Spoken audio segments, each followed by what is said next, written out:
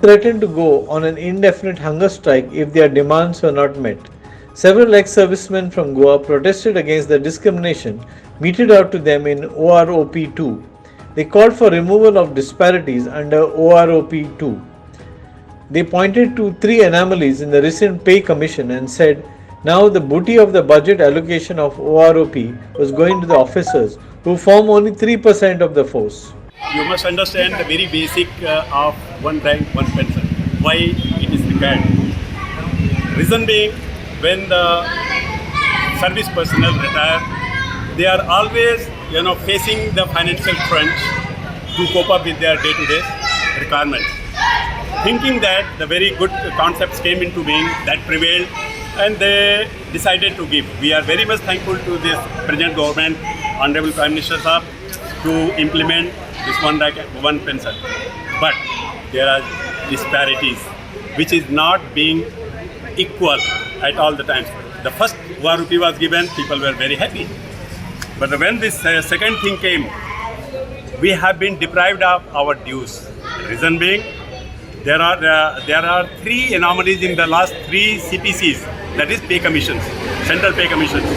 From third onwards, third they cut short of our requirements, our basics. This prevailed to even fourth and the fifth, sixth subsequently. And today we have been drastically reduced our basics requirement. Now the people from JCOs to honorary commission officers, they have not been given, rather they have been given in negative. In OROP 2s we have been given the less payment, less, rather what we have been getting that's being minus. ये जब वो join करते हैं, फौजी एक term के लिए आता है 15 साल 20 साल, जब वो अपना टर्म कंप्लीट करके निकलता है तो उसकी ड्यूटी खत्म, वो रिलीज होता है फौज से। तो ऐसे में ये कह देना कि प्री मेचर रिटायरमेंट के एम्बिट में फौजी आता है, फौजी जवान आता है, ये सरासर गलत है। सरकार को फौजी जवानों को प्री मेचर क्लाउज के एम्बिट से हटाना चाहिए, ये हमारी मांग है। That's it. सरकार इस पर पूरा गौर करे, समझे।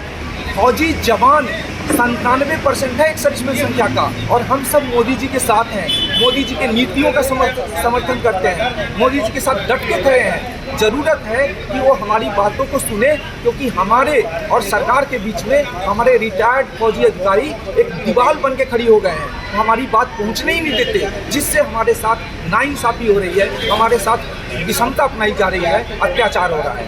ये अधिकारी वर्ग जो कमीशन ऑफिसर हैं, ये हमारे साथ छल किया, हमारे साथ धोखा किया है, हमारे पेट और पीठ दोनों पे छुरा भोंका है, हमें मजबूर किया है इस रोड पर आकर के हल्ला बोल करने के लिए।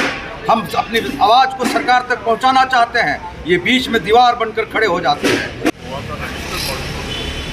हम लोगों ने ये नोटिस किया है कि जो अभी गवर्नमेंट ने 23,000 करोड़ मेटल सोल्जर्स और सबके लिए दिए हैं, जो OROP 2 है, उसमें सबका इक्वल डिस्ट्रीब्यूशन होना चाहिए। पर हुआ क्या है, जैसे जैसे सर्कुलर बाहर आए हैं उससे हमें देखने को मिला है कि जो 95% अमाउंट है, 20,000 करोड़ जो है, वो तो ऑफिसर्स लोगों को मिल गया, जिनकी गिनती सिर्फ 3% है।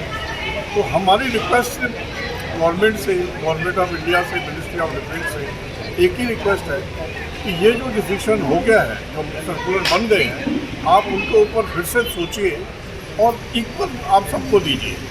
आप जितना ऑफिसर्स को बढ़ोतरी दे रहे हैं, उतनी बढ़ोतरी आप जवानों को भी दीजिए, क्योंकि जब सर्विस में हम लोग रहते हैं तो हमारी लाइफ उनसे ज़्यादा कठिन होती है। किरण बोरकर फॉर हेरल्ड टीवी।